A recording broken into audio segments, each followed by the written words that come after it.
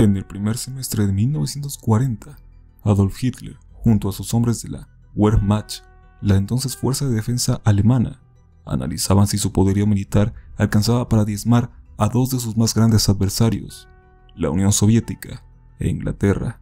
Para junio de ese año, pusieron en marcha la invasión aérea en Reino Unido, la cual sería el preámbulo de la Operación León Marino, la que consistía en el desembarco de tropas en aquel país para terminar de debilitarlo por completo. A su vez, prepararían la ofensiva contra unos aguerridos soviéticos. Pero regresando a Inglaterra, para que estas estrategias resultaran efectivas, era necesario que los nazis conocieran qué tanto apoyo podrían recibir los británicos de parte de su aliado, Estados Unidos. Para esto, se resolvió enfocar los servicios de inteligencia en una nueva base de espionaje que se encargaría de recopilar información de todo el continente, principalmente Norteamérica, y para ello fue elegido el país de México.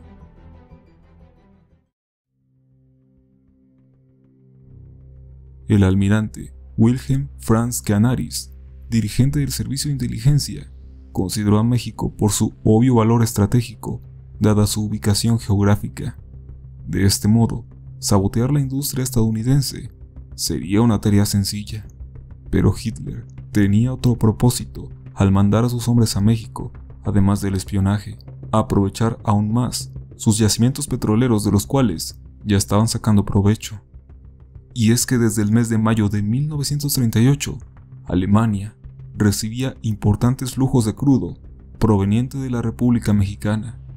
El presidente Lázaro Cárdenas le vendió petróleo a Hitler, a la Italia fascista de Mussolini y al Japón del emperador Hirohito como una medida para salvar su decreto de expropiar el energético a las empresas británicas, holandesas y estadounidenses. Cuando el presidente ordenó la nacionalización de la industria petrolera, el 18 de marzo de 1938, Gran Bretaña y Estados Unidos reaccionaron con un boicot a México y exigieron a sus aliados que no le compraran crudo a la empresa recién creada por Cárdenas, Petróleos Mexicanos. Adolfo Hitler y Benito Mussolini rechazaron el boicot y gracias a ello se convirtieron en los salvadores de la paraestatal mexicana. El petróleo mexicano que recibía la Alemania nazi era procesado en sus refinerías de Hamburgo, donde se producía el combustible que utilizaba su fuerza aérea, la Luftwaffe. Fue una situación bastante curiosa.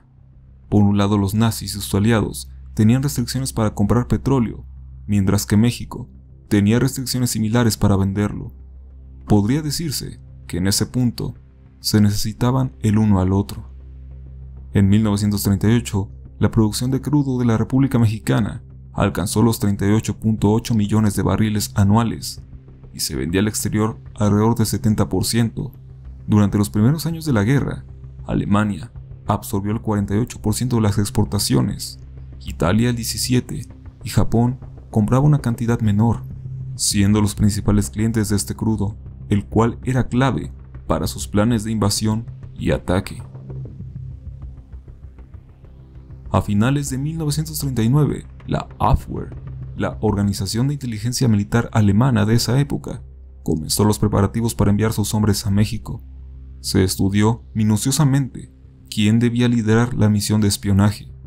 Tendría que ser alguien que conociera lo mejor posible el continente y que pudiese hablar tanto inglés como español, además de la capacidad para el espionaje industrial.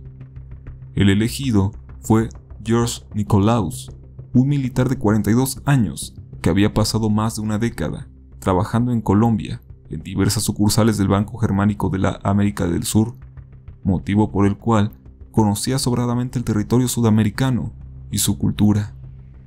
La misión de Nikolaus fue considerada de máxima prioridad para el ejército de Hitler, pues, además del espionaje industrial, debía vigilar los movimientos de los navíos militares y buques de carga de Estados Unidos, y también enviar materias primas para la fabricación de maquinaria bélica. Después de una capacitación de 3 meses, Nikolaus llegó a México el 30 de marzo de 1940. A su llegada, el país se encontraba en pleno año electoral, justamente para elegir al sucesor de Lázaro Cárdenas. Y mientras Manuel Ávila Camacho y Juan Andreu Almazán se disputaban férreamente el puesto, a la vez que buscaban alejarse de la imagen radical dejada por Cárdenas, desde Berlín se ordenó aumentar la presencia alemana en el territorio mexicano. Para mediados de 1940, una considerable cantidad de agentes de la Gestapo y toda clase de colaboradores de los nazis llegaron con la intención de ayudar a Nikolaus en sus labores de espionaje, a la vez de tratar de influir en el gabinete del nuevo presidente Ávila Camacho, quien ganó las elecciones de forma controversial. Aunque el número de agentes encubiertos que arribaron a México, así como sus nombres y sus funciones, fueron bastantes y muy variados, podríamos destacar a la actriz Hilda Kroger, la cual había sido enviada directamente por Joseph Goebbels, el reconocido ministro de propaganda del Tercer Reich. Hilda logró involucrarse con altos funcionarios del gabinete del nuevo presidente, entre los cuales destacan el secretario de Gobernación Miguel Alemán Valdés, quien curiosamente sería presidente después de Ávila Camacho, aunque esto ocurriría en 1946, justo un año después de que los nazis fueran derrotados. Sin embargo, esta misma relación aunada a otros incidentes hicieron que el Departamento de Estado de la Unión Americana acusara a Miguel Alemán como secretario de Gobernación de ser representante de los intereses alemanes en México.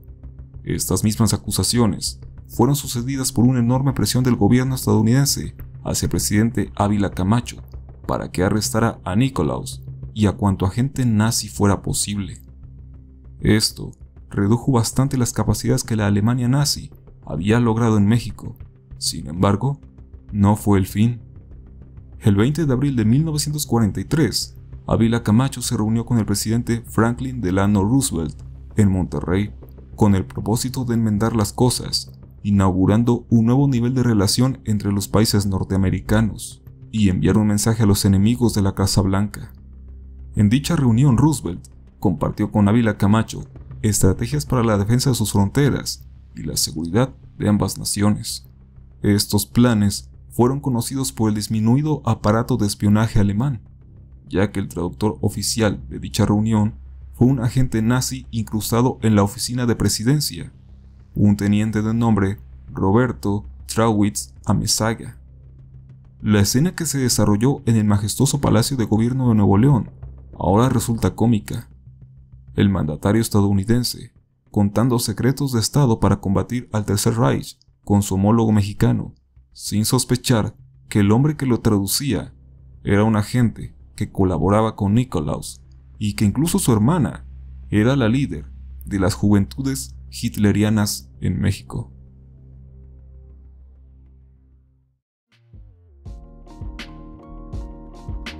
Originalmente, este video planeaba ser más largo y más documentado. Tuve que recortar demasiada información a fin de poder entregar un trabajo más sencillo de digerir, aunque ciertamente con muchas falencias. Es curioso pensar cómo un acontecimiento tan importante de la historia de México, como lo fue la expropiación petrolera, fue logrado gracias a la colaboración con quienes entonces eran enemigos del mundo. A su vez, sería interesante saber qué tanta fue la influencia neta de estos agentes en la política mexicana. Y con esto en mente, se generan dudas de cómo fueron realmente los acontecimientos que generaron la participación del heroico Escuadrón 201 que actuó en contra de los nazis. Como digo, no quedo realmente satisfecho con este video. Es algo que quería hacer desde hace muchísimo tiempo. Sin embargo, a la hora de armarlo, no salió lo esperado. Pero espero que esto motive a muchos a investigar al respecto. Antes de terminar, te invito a pasarte por mi canal de misterios y que si quieres, me apoyes a través de Patreon para poder hacer trabajos de este estilo con un poco más de soltura y desarrollo. Espero que el video te haya gustado. Suscríbete para seguir descubriendo conmigo las cosas más extrañas que este mundo tiene para contar. Mi nombre es Yoshimitsu. Sayonara.